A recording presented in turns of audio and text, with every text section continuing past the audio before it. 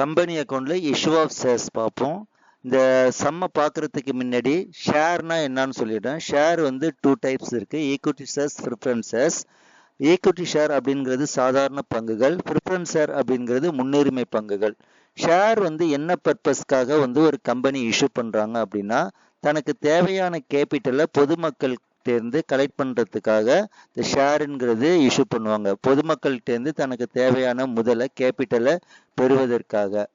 அப்போ வந்து ஒரு கம்பெனி ஸ்டார்ட் பண்ணணும், ஒரு பிஸ்னஸ் ஸ்டார்ட் பண்ணால் நம்மளுக்கு என்ன தேவைன்னா பணம் தேவை. அந்த பணம் வந்து தனியார் வணிகமாக இருந்தால், அதாவது சோல் ட்ரேடராக இருந்தால் அவங்களோட சொந்த பணத்தை போட்டு பிஸ்னஸ் ஸ்டார்ட் பண்ணலாம். அதே நேரத்தில் மிகப்பெரிய அளவில் கம்பெனி வந்து பெரிய அளவில் ஸ்டார்ட் பண்ணோம்னா பேங்க் லோன் வாங்கலாம்.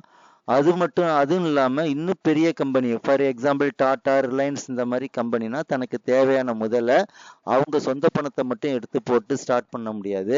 அப்போ பப்ளிக்கிட்டேருந்து பணத்தை வாங்குறதுக்காக தான் ஷேருங்கிறத இஷ்யூ பண்ணுறாங்க. இந்த ஷேரோட மெயின் பர்பஸே என்னன்னா பப்ளிக்கிட்டேருந்து கேபிட்டலாக இன்வெஸ்ட்மெண்ட்டை பெறுவது தான் இதோட மெயின் நோக்கம். இந்த கொஸ்டினில் வந்து தாய் limited issues 1 lakh equity shares of ₹10 each payable ₹5 on application, ₹2 on allotment, ₹2 on first call and ₹1 on first final call. The shares subscribed and the amount was delayed received past the journal entry. அதாவது தாய் limited அப்படிங்கிறவன் 1 lakh equity shares வந்து issue பண்ணுறான். ஒரு ஷேரோட rate எவ்வளோன்னா 10 ரூபாய். அப்போனா இவனுக்கு capital எவ்வளோ கிடைக்கும்னா 1 lakh into 10 அப்படின்னா 10 lakh rupees வந்து கேபிட்டலாக ஷேர் மூலியமாக பப்ளிக்கிட்டேருந்து ரிசீவ் பண்ணுறதுக்காக ஷேர் இஷ்யூ பண்ணியிருக்கான். இந்த 10 ரூபாங்கிறத, ஒரு ஷேரோட ரேட்டு 10 ரூபான்னு சொல்லியிருக்கேன். இந்த 10 ரூபாங்கிறத எப்படி பிரித்து பப்ளிக்கிட்டேருந்து வாங்கணும் அப்படின்னா, அப்ளிகேஷன் போடும் போது 5 ரூபான்னு கொடுக்கணும், அலாட்மெண்ட் அப்போ 2 ரூபா, ஃபர்ஸ்ட் கால் அப்போ 2 ரூபா, ஃபைனல் கால் அப்போ 1 ரூபா. இது 5, 2, 2, 1 இது எல்லாத்தையும் கூட்டணும்னா இந்த 10 ரூபாய் வரும். இப்போ நம்ம ஃபர்ஸ்ட் டிரான்சாக்ஷன் பார்ப்போம். அப்ளிகேஷன் பண்ணி ரிசீவ் பண்ணுறதுக்கான entry, bank account debtor to equity share application 5 lakhs. அதாவது 1 லட்சம் ஈக்விட்டி, 1 lakh ஈக்விட்டி ஷேர்ஸுக்கு 5 ரூபான்னு வந்து அப்ளிகேஷன் பணம் வந்திருந்தா கம்பெனியோட பேங்க் அக்கௌண்ட்டுக்கு வருது. டெபிட் த ரிசீவர் பேங்க்கு, அதனால பேங்க் அக்கௌண்ட் டெட்டார்னு போட்டுடுறோம் 5 lakhs. அந்த பணம் எது மூலியமாக வருதுன்னா அப்ளிகேஷன் வித்தது மூலியமாக வருது. அப்படிங்கிறதுனால அப்ளிகேஷன் பணம் மூலியமாக வர்றதுனால ஈக்விட்டி ஷேர் அப்ளிகேஷன் 5 lakhs அப்படின்னு போட்டுடுறோம். இதுக்கு narration being equity share application money received. அடுத்து நெக்ஸ்ட் வந்து அப்ளிகேஷன் மணி வந்து பேங்குக்கு வந்ததை அது பிஸ்னஸுக்கு பயன்படுத்துகிறோம். அப்போ வந்து அதுக்கான transaction application money transfer to the capital account. Capital அக்கௌண்ட்டுக்கு அதை மாற்றினா தான் நம்ம அதை பிஸ்னஸுக்கு பயன்படுத்த முடியும்.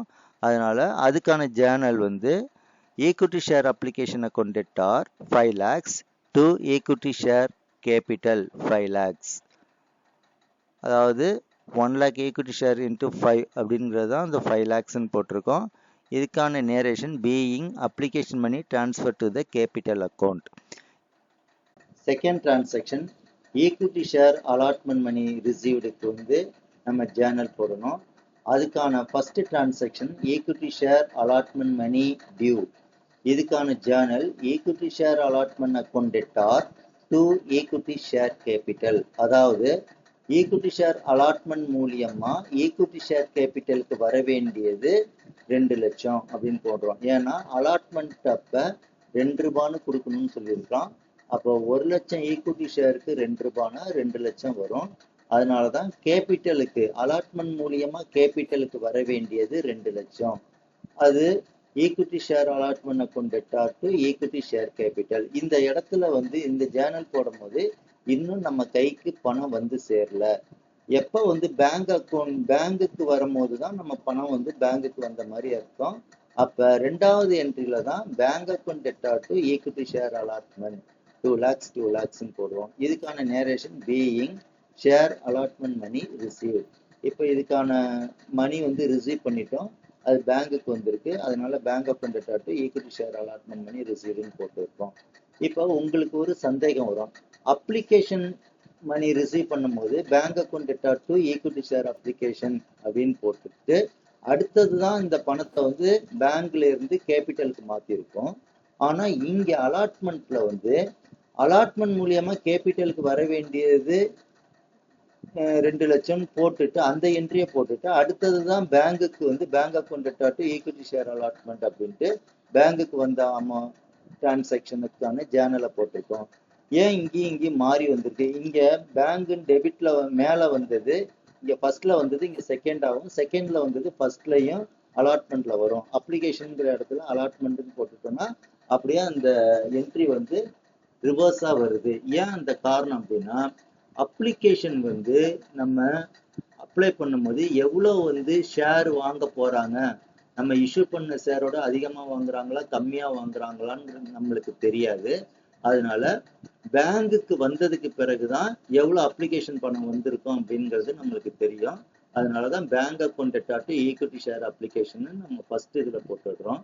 அதுக்கப்புறம் தான் அந்த பணத்தை வந்து கேபிட்டலுக்கு மாற்றுவோம். அதனால equity share application account debtor to கேபிட்டல்னு மாத்திடுவோம். அலாட்மெண்ட் அப்ப இந்த 1 லட்சம் ஷேர்ஸும் யாருக்கெல்லாம் அலாட்மெண்ட் பண்ணிட்டோம்னு நம்மளுக்கு கம்பெனிக்கு தெளிவா தெரியும். அப்ப அலாட்மெண்ட் அப்ப equity share allotment account debtor to equity share capital போடுறோம். அதாவது ஈக்விட்டி ஷேர் அலாட்மெண்ட் மூலியமா ஈக்விட்டி ஷேர் கேபிட்டலுக்கு வர வேண்டிய அமௌண்ட் இவ்வளோ, அதுக்கப்புறம் பேங்குக்கு எவ்வளவு வந்திருக்கு அப்படிங்கிறத பார்ப்போம். அதுக்குதான் bank account debtor to equity share allotment அப்படின்ட்டு ரெண்டாவதா பேங்க் டிரான்சாக்ஷனை நம்ம எழுதுறோம். இப்போ ஃபர்ஸ்ட் கால் மணி டியூக்கான டிரான்சாக்ஷன் பார்ப்போம். Third transaction. இப்போ 1 lakh ஈக்விட்டி ஷேர்ஸுக்கு ஃபர்ஸ்ட் கால் அமௌண்ட் எவ்வளோன்னா 2 ரூபான்னு கொடுக்க சொல்லியிருக்கிறான்.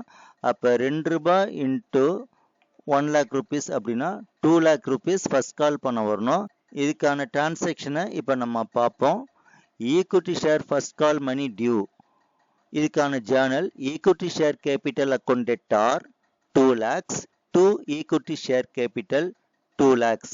அதாவது ஈக்விட்டி ஷேர் ஃபர்ஸ்ட் கால் மூலியமா ஈக்விட்டி ஷேர் கேபிட்டலுக்கு வர வேண்டிய அமௌண்ட் 2 லட்சம்.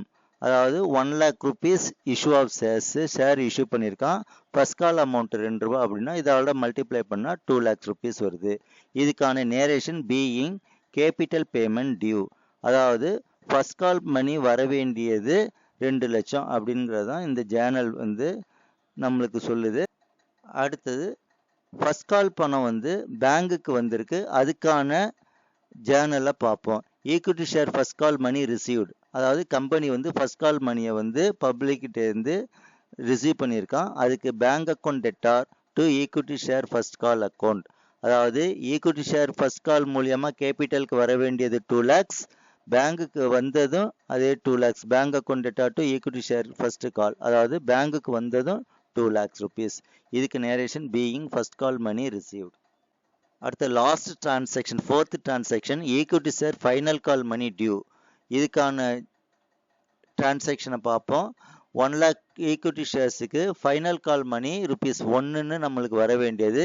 இதுக்கான டிரான்சாக்ஷன் வந்து equity share final call money due, இதுக்கான journal equity share final call account debtor 1 lakh to equity share capital 1 lakh, அதாவது ஃபைனல் கால் மூலியமா ஈக்விட்டி ஷேர் கேபிட்டலுக்கு வர வேண்டிய அமௌண்ட் 1 lakh. இதை தான் ஜேர்னலாக போட்டிருக்கோம். இதுக்கான narration being capital payment due, அதாவது கேபிட்டலுக்கு வர வேண்டிய அமௌண்ட் 1 லட்சம் ரூபாய் அப்படிங்கிறது தான் டிரான்சாக்ஷனில் நம்ம ஜேர்னலில் நம்ம சொல்லியிருக்கோம். அடுத்தது பணம் வந்ததுக்கான டிரான்சாக்ஷன். அந்த கேபிட்டலுக்கு ஃபர்ஸ்ட் ஃபைனல் கால் மூலியமா பணம் வர வேண்டியது 1 lakhன்னு சொன்னது, அந்த பணம் பேங்குக்கு வந்திருக்கு. அந்த பேங்குக்கு வந்ததுக்கான ஜேர்னலை நம்ம ஒர்க் அவுட் பண்றோம். இதுக்கு journal bank account debtor to equity share final call account 1 lakh being final call money received.